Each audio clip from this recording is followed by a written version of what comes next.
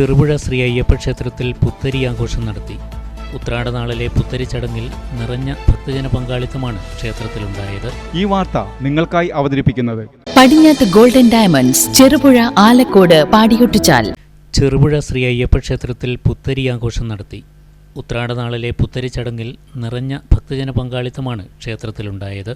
ചിങ്ങമാസത്തിലെ ഉത്രാടനാളിലാണ് ചെറുപുഴ ശ്രീ അയ്യപ്പ ക്ഷേത്രത്തിൽ പതിവായി പുത്തരി ആഘോഷം നടത്തുക. ക്ഷേത്രത്തിലെത്തിച്ച നെൽക്കതിരുകൾ ശുദ്ധി വരുത്തി ശ്രീകോവിലിന്റെ മുൻപിലെത്തിച്ച് പൂജിച്ച് ഭക്തജനങ്ങൾക്ക് വിതരണം ചെയ്യുന്നതാണ് ഇതിന്റെ പ്രധാന ചടങ്ങ്.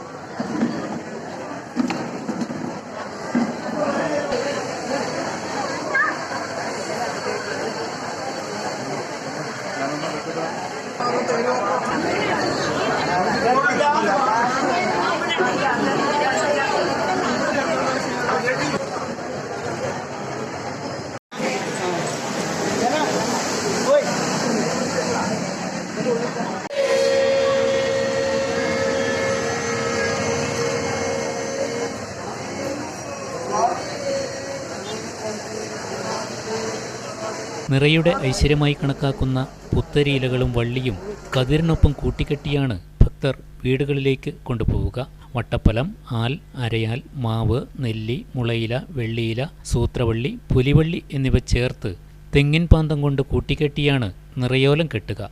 നെൽക്കതിർ കൂട്ടിക്കെട്ടിയാണ് ഇത് വീടുകളിലെത്തിച്ച് സൂക്ഷിക്കുക. പുത്തരി ആഘോഷത്തിൻ്റെ പ്രസാദവും വാങ്ങിയാണ് ഭക്തജനങ്ങൾ വീടുകളിലേക്ക് മടങ്ങുക. പുത്തരി ആഘോഷത്തിൻ്റെ നെൽക്കതിരുകൾ വീടുകളിൽ സൂക്ഷിച്ചാൽ ഒരു വർഷം മുഴുവനും ഐശ്വര്യം നൽകുമെന്നാണ് വിശ്വാസം. ഉത്രാടനാളിൽ ഉത്രാട പൂക്കളമൊരുക്കിയാണ് ക്ഷേത്രത്തിൽ നിറപുത്തരി ആഘോഷിച്ചത്.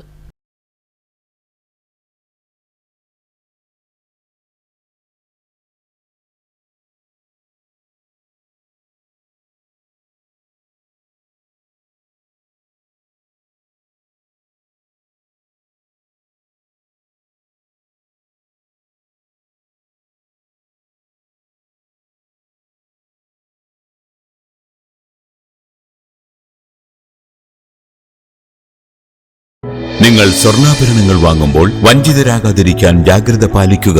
2023 ഏപ്രിൽ 1 മുതൽ സ്വർണ്ണ പരിശുദ്ധി ഉറപ്പുവരുത്തുന്നതിന് കേന്ദ്ര ഗവൺമെന്റ് ആഭരണങ്ങളിൽ HUID നിർബന്ധമാക്കിയിരിക്കുന്നു.